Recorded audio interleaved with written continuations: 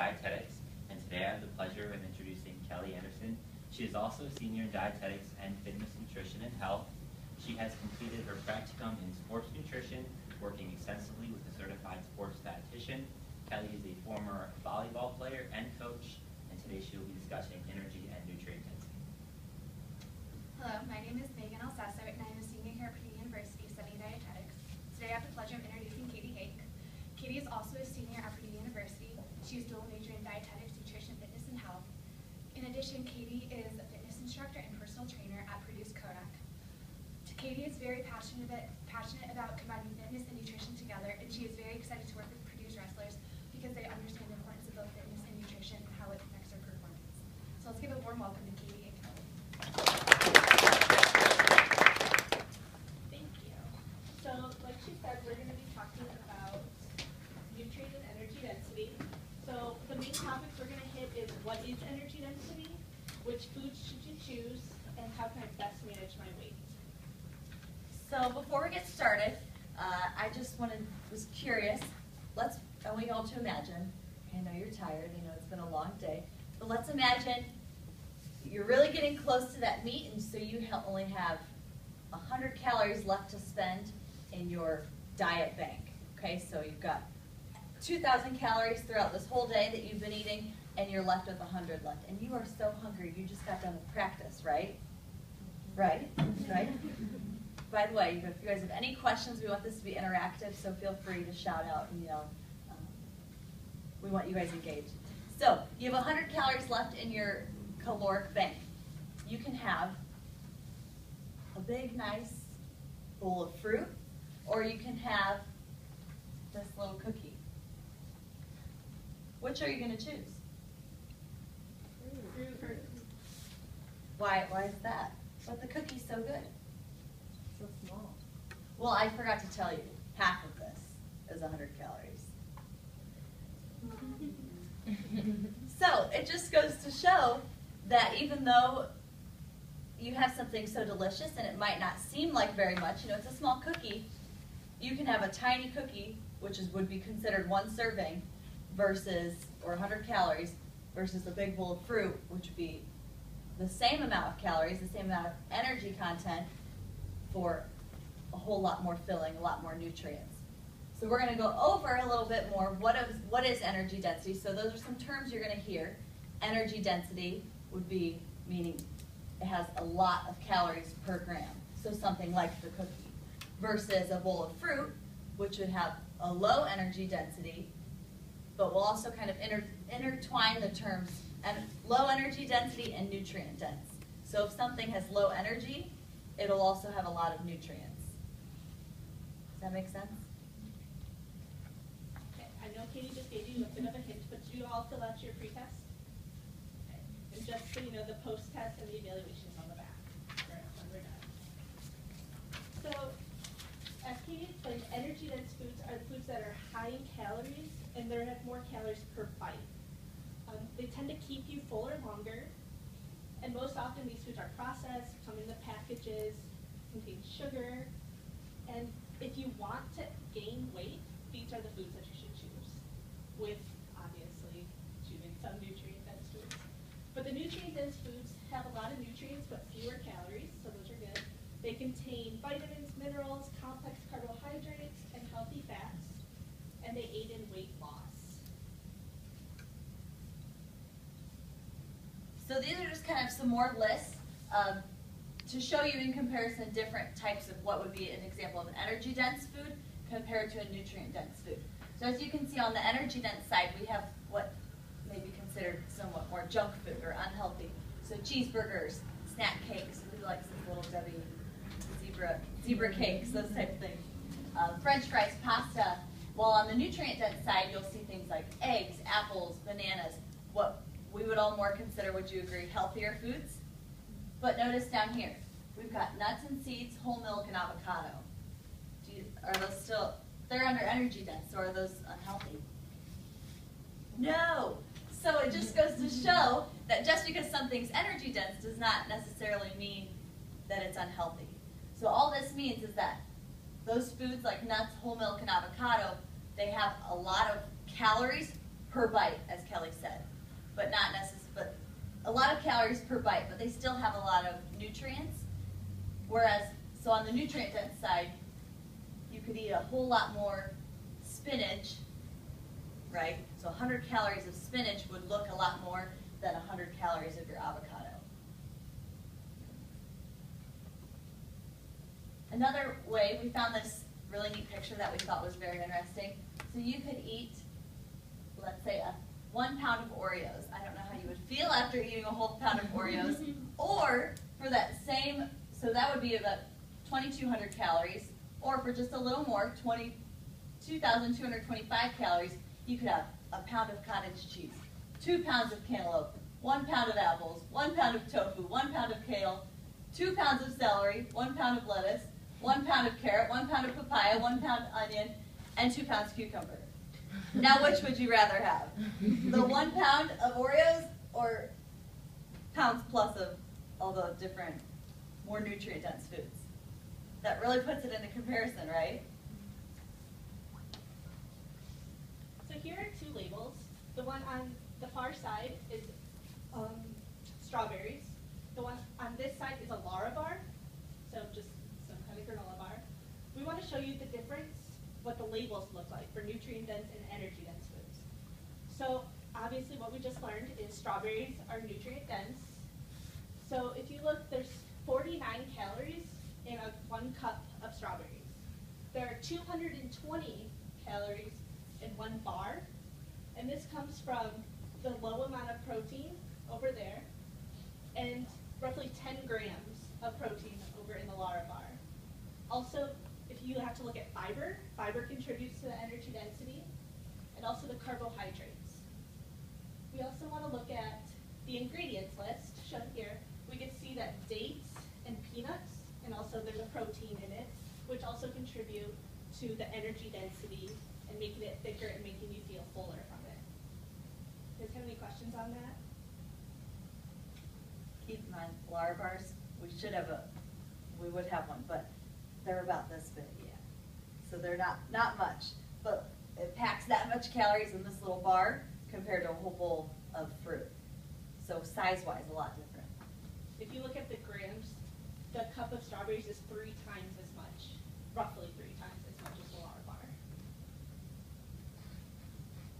So now how do we kind of tie this together, right? You guys, I know we have a lot of wrestlers in here. Some are trying to lose weight, some are trying to gain weight, but overall, NCAA recommends a 1.5% of per your body weight loss per week. So there's actually been studies shown that being dehydrated, even 1% of your body weight, can decrease your performance,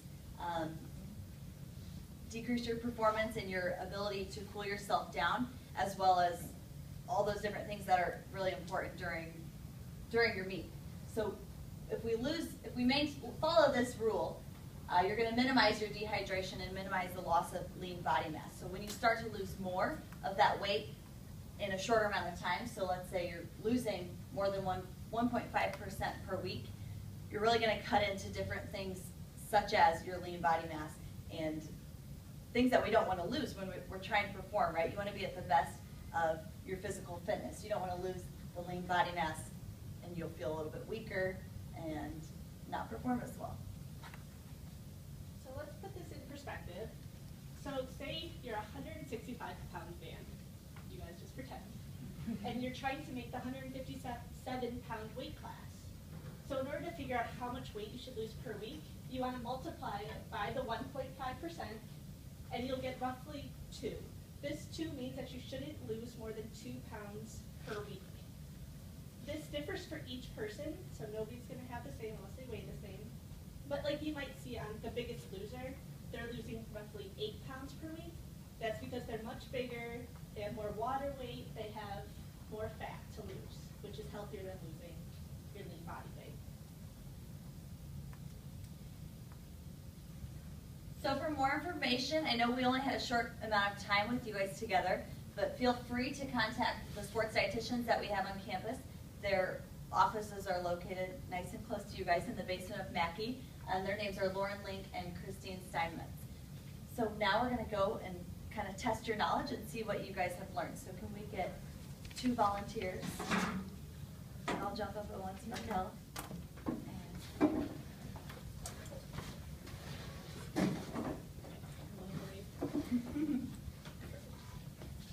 Okay, so we're gonna give you different foods. And you guys have to make the decision if it's nutrient dense or energy dense. So what you're gonna do is you're gonna stand a couple feet back, and we're gonna give you one thing, and you're gonna toss it in the bucket you think is right. Okay, so who knows? Do you wanna try one of these? You guys can go one at a time too. So right now show that's the class what you have. yeah. Oh. Tomato. You can go first. Don't be shy. Which bucket did you choose? The energy. Why'd you Try choose that again. one? Okay. Because there really aren't many nutrients in this at all, and I know there's not a lot of calories in it. Do I have to pick it? Okay, right here.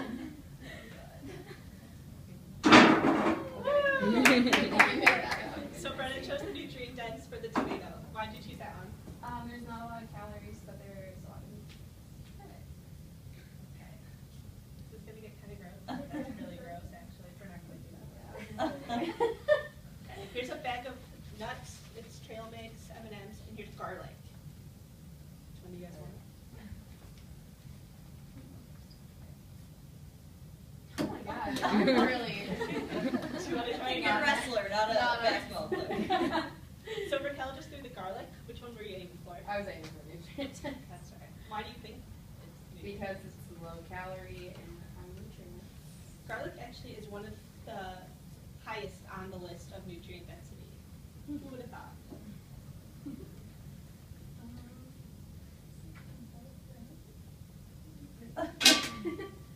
Which one did you toss the trail mix in? Energy dense. Why do you think that? I was thinking about the nuts, because the nuts have a lot of calories, but a lot of nutrients. Yeah, you're right. So the other thing we were gonna throw is a banana, but Angie has a frozen banana and it's mushy now. Which one do you think banana would go in? Nutrient dense, right? Okay, you guys can sit down. Thank you. So do you guys have any questions? What are some types of things that I know you guys have a lot of options of being in college, just of things to choose from. So what are some things that, I don't know what that would be, or things that you eat throughout the week?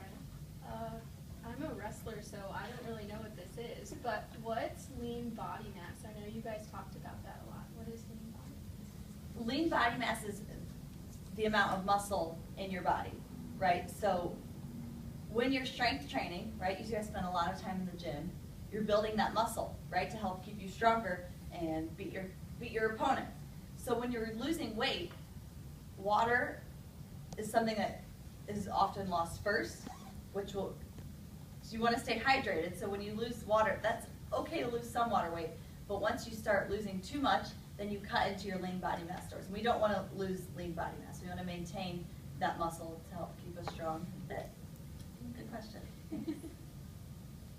What are some nutrient-dense foods that have a lot of protein so we can build muscle?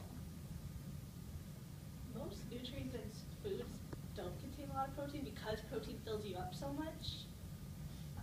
I would say peanuts have a lot of nutrients in them, but they do have a lot of protein too. So any type of nuts would be a good Seeds. option. Mhm. Yeah, but protein does tend to fill you up a lot faster, making it energy dense. What about, like, is it a good idea to eat or drink a protein shake in the morning? Is that both kind of better?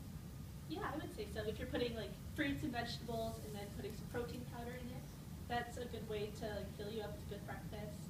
It also gives you the nutrients you need in the morning. Very balanced. Yeah, I would say that's very good. You bring up a good question. So, for example, something like a protein shake or smoothie could be beneficial to both weight loss or weight gain. So with a smoothie, right, you can pack a ton of stuff in it, and it's still small, you know, whereas if you wanted to gain weight, you could add things like peanut butter, different types of, you know, whole milk and stuff to really pack the amount of calories into a shake that's not going to it will keep you full, but it's a lot less to hold in your stomach compared to if you were to make just like a protein shake with water and ice. Still gonna keep you full if you make it bigger with ice or something, but not as many calories. Does that make sense? Like the shakes they give you at the fueling station, you would know what the fueling station is. They put, they're 30% protein, so they are very energy dense, but they don't use real fruits. So what about meats? You didn't, I don't think you touched on it. Is that not a good thing, or the nutrients? Oh, well, meats, there's lean meats and then there's your red meats. Red meats won't be that good for you, although we all eat them. But like chicken is a lean meat, turkey, those don't have a ton of nutrients, but they are like protein and they will fill you up and they are more energy dense. But again, it's like the lean protein would be something good to incorporate in your meals. You know, have chicken with your lunch or fish or something to help keep you full.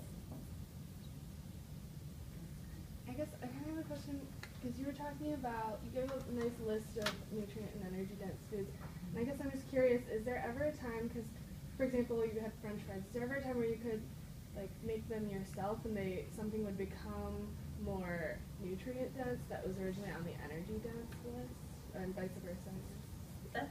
That's a good example. So for the most part, yes, if you get french fries at McDonald's or something, they're going to be made with deep fried and salt and cheese, nachos, whatever you want on them. But if you make them yourself, so example, I don't know if you guys remember, but on the other side there were sweet potatoes. So that's something, an option that you could make at home, cut them up, bake them compared to deep frying them, and so they would still be your french fries, but I guess a healthier alternative, lower in calories. And even baking them all in one pan, adding in garlic, stuff like that, and baking them together, really will mix the flavors and mix, not nutrients, but help you eat both sides of the spectrum. So you made the comparison with the Lara bar and the saying I can either have just the little bar or have a ton of fruit. Well, at our fueling station we have those bars, so should I not eat those? Or are they going to make me gain a lot of weight? Or It's really important that you guys eat the protein bars. Do they give them to you before or after practice? I work in the fueling station and we have them after. Okay, Well, they're so- out there all the time, but most people it says to get them after. Yeah. It's important because you need to refuel. You've just lost a lot of electrolytes. You've just worked out for a really long time. So it's important to refuel your body, and it's good because you weren't eating while you were working out. So it's important to refuel. So it would be better to eat the bar compared to just the bowl of fruit after. Does that make sense? So it wouldn't make me gain weight. In comparison to what you just lost working out, I don't think it would make that big a difference. Okay, well that wraps up all the time we have today. Thank you guys. And All right, do we have any other questions? All right, can you guys give a warm applause to Kelly and Katie for their great presentation?